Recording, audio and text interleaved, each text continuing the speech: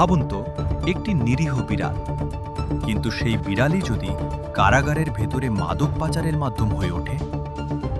অবিশ্বাস্য হলেও এমনই এক চাঞ্চল্যকর ঘটনা ঘটেছে রাশিয়ায়। কিভাবে ধরা পড়ল সেই বিড়াল আর কি মিলল তার গলায়, চলুন জেনে নেওয়া যাক। রাশিয়ার একটি কারাগারে বন্দীদের কাছে নিষিদ্ধ মাদক পৌঁছে দিতে একটি বিড়ালকে ব্যবহার করার অভিযোগ উঠেছে।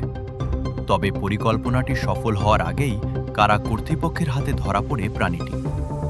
রাশিয়ার ফেডারেল পেনিটেনশিয়ারি সার্ভিস বা FSIN এর তথ্য অনুযায়ী, কারাগারের আশপাশে সন্দেহজনকভাবে ঘোরাফেরা করতে দেখে কারারক্ষীরা বিড়ালটিকে আটক করেন। পরে তার গলায় বাঁধা দুটি কালো কাপড়ের বিশেষ কলার খুলে তল্লাশি চালানো হয়। তল্লাশিতে কলারের ভেতর থেকে উদ্ধার করা হয় নিষিদ্ধ মাদক। কর্মকর্তারা সঙ্গে সঙ্গে মাদকগুলো জব্দ করেন এবং বিড়ালটিকে কোনো ক্ষতি না করে ছেড়ে দেন। এ ঘটনার একটি ভিডিও ইতোমধ্যে সামাজিক যোগাযোগ মাধ্যমে ব্যাপকভাবে ছড়িয়ে পড়েছে। ভিডিওতে দেখা যায় কারা কর্মকর্তারা অত্যন্ত সতর্কতার সঙ্গে বিড়ালটির গলার কলার খুলে পরীক্ষা করছেন এবং সেখান থেকে মাদক উদ্ধার করছেন। ঘটনার পরপরই তদন্ত শুরু করেছে কারা কর্তৃপক্ষ।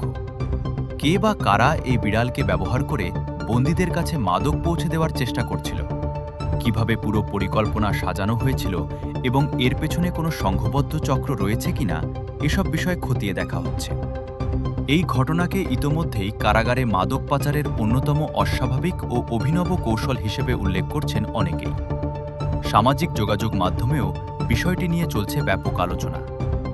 এ ধরনের আরও গুরুত্বপূর্ণ আন্তর্জাতিক সংবাদ সবার আগে জানতে আমাদের চ্যানেলটি সাবস্ক্রাইব করুন। ভিডিওটি ভালো লাগলে একটি লাইক দিন এবং আপনার মতামত কমেন্টে জানাতে ভুলবেন না।